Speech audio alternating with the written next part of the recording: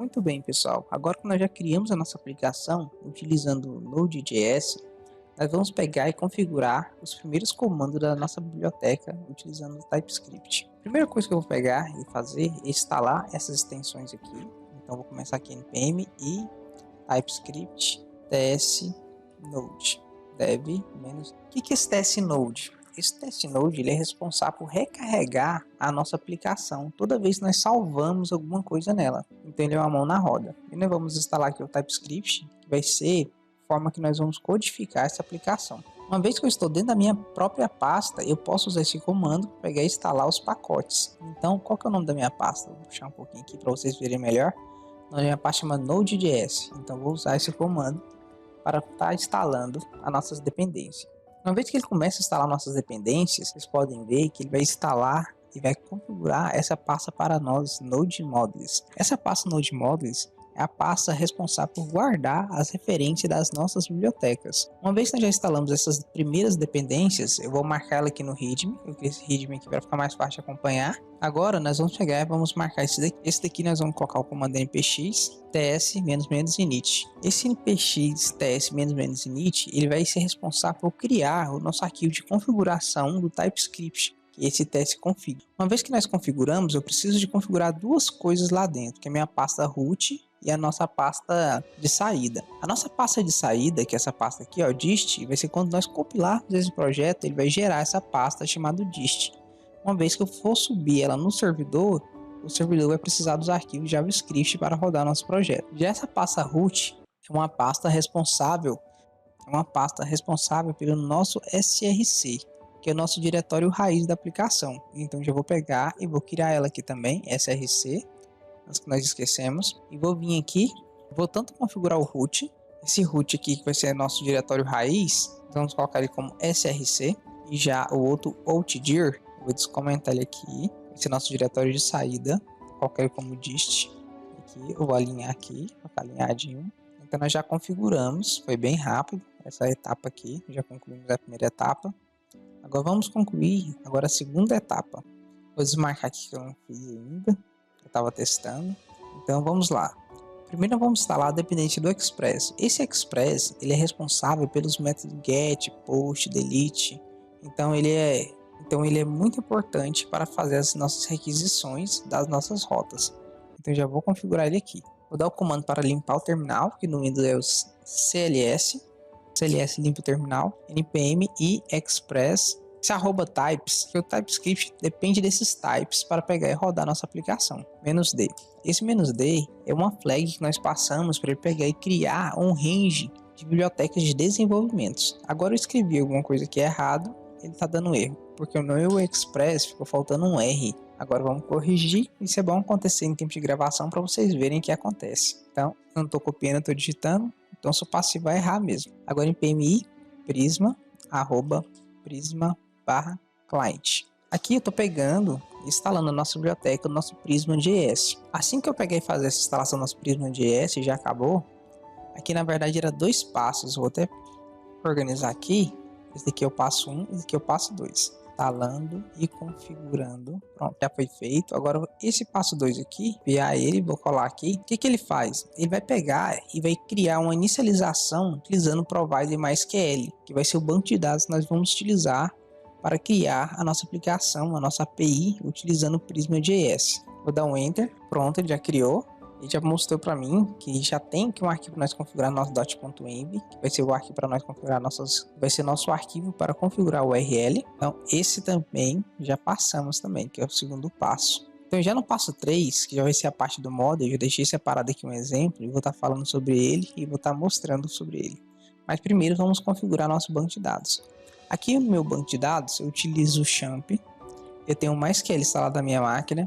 E aqui eu preciso passar primeiro o nome do meu usuário. O nome do meu usuário é root. E a minha senha, no caso da minha senha, é em branco. Então só apago tudo, não deixo nada.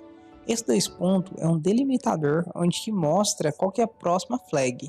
Esse arroba aqui, ele vai mostrar que aqui vai começar o nosso endereço, a nossa URL. No caso aqui, como eu estou usando local, eu vou passar o localhost. E esse 2 pontos aqui é outro delimitador que está falando o seguinte: o meu MySQL está rodando a porta 33 06. E aqui eu preciso passar o nome do nosso banco de dados.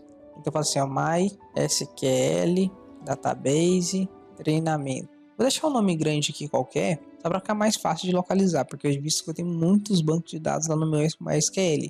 Mas poderia ser só MyDB, meu banco de dados curso, banco de dados teste, não importa.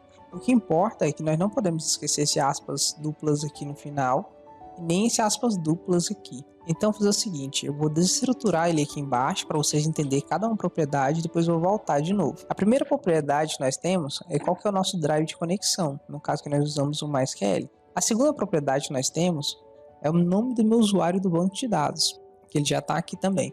A terceira propriedade, e ela não tem aqui, é minha senha, porque minha senha está em branco, então deixei em branco dessa forma.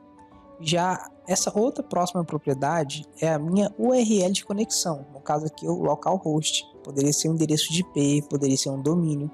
E depois eu vou ter a nossa porta, depois dessa porta eu vou ter o nome do meu banco de dados. Então a nossa configuração de URL banco de dados é simples e é fácil dessa forma. Uma vez que está configurado dessa forma, onde nós temos certeza qual é o nome do usuário, senha, URL, nossa conexão com o banco de dados já está pronta utilizando o Prisma. Agora nós poderíamos passar para a parte do model. Esse model a gente cria dentro desse esquema aqui. O que acontece? Esse model é uma das partes mais interessantes do Prisma.js. Por que é uma das partes mais interessantes? Porque o que acontece é o seguinte, aqui no Prisma.js, quando nós colocamos um exemplo e configuramos esse .env, ele se encarrega de criar nosso banco de dados automaticamente, caso ele não exista. Isso é muito interessante.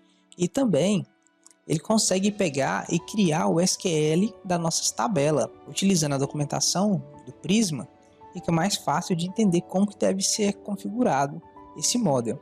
Porque ele vai gerar nossas tabelas automaticamente no banco de dados, uma vez que nós passamos as nossas configurações dentro do nosso arquivo de configuração env. Então, vou começar a criar nosso primeiro modelo. Vou criar assim, model, usuário. E vamos passar as seguintes configurações. Primeiro eu passo um ID. Esse ID eu vou dar 2 espaços assim, ó, porque eu quero deixar todo mundo bem alinhadinho. Esse ID eu vou falar que vai ser do tipo int e ele vai ser um @id, vai ser um @default. E esse default eu vou pegar e vou utilizar o auto increment. Ele já me mostra aqui que tem como fazer dessa forma. Eu poderia utilizar também a questão do UUID e eu vou fazer isso aí para criar a nossa próxima categoria. Então, o meu usuário vai ter um ID e vai ter um nome. E esse nome vai ser do tipo string. Esse string significa que vai ser do tipo texto. Ou seja, ele pode aceitar texto, caracteres especiais e números. E nesse string eu vou falar que vai ser @unique. Porque eu preciso que ele seja único. Eu não quero ter nomes repetidos. Então, se alguém não tratar isso aí no back-end, ou se alguém não tratar isso aí no front-end, e tentar repetir um nome, ele vai dar um erro. Além disso aqui, nós vamos pegar e vamos passar um e-mail. E esse e-mail também vai ser do tipo string e também vai ser um unique. Porque eu também não quero ter e-mail repetido. Depois eu vou passar uma senha. E essa senha também vai ser string e ela não vai ser unique. Porque a senha, dependente do usuário, eu posso ter 10 usuários e esses 10 usuários podem resolverem utilizar a senha 1, 2, 3, 4, 5, 6. E para isso eu tenho que criar um meio de validar para que isso não aconteça.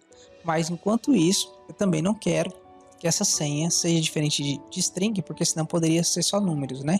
Então vamos passar como string. E depois no futuro nós vamos tratar isso aqui para utilizar o JWT. Depois dessas configurações iniciais, tem uma outra configuração que é muito interessante, que eu posso pegar e colocar para ele pegar e gravar para nós uma data de criação. Essa data de criação, vou colocar assim, ó, criado em. E aqui eu vou pegar e vou passar o date time. Esse date time ele tem uma propriedade chamada default. Eu posso passar o now. Dessa forma ele vai pegar a data e hora. Aqui ele pegou e passou aqui parênteses a mais. Então tá pronta a nossa entidade de usuário. Agora como que isso aqui vai ficar lá na tabela? Nós podemos também explicar para ele, falar para ele assim, ó, escreve para mim dessa forma lá na minha tabela. Ou então vou falar para ele assim, eu quero que a minha tabela tenha esse nome. O nome da minha tabela vai ser usuários. Então aqui fica pronto minha tabela usuários. E daqui a pouco nós vamos configurar uma outra tabela e vamos usar o UID. Tem muita gente que já conhece o UID, tem muita gente que gosta de usar o UID. Hoje está sendo bastante padrão hoje no mercado usar. mas eu ainda gosto de usar esse default aqui, que vai contando de 1, 2, 3, 4, 5. Eu acho ele muito interessante, eu gosto demais dele ainda. Mas se o ID está bem disseminado hoje no mercado e nosso módulo está pronto. Uma vez nosso módulo está pronto, nós podemos rodar um comando para que o nosso Prisma crie essas tabelas e crie esse banco no banco de dados, caso ele não exista, né?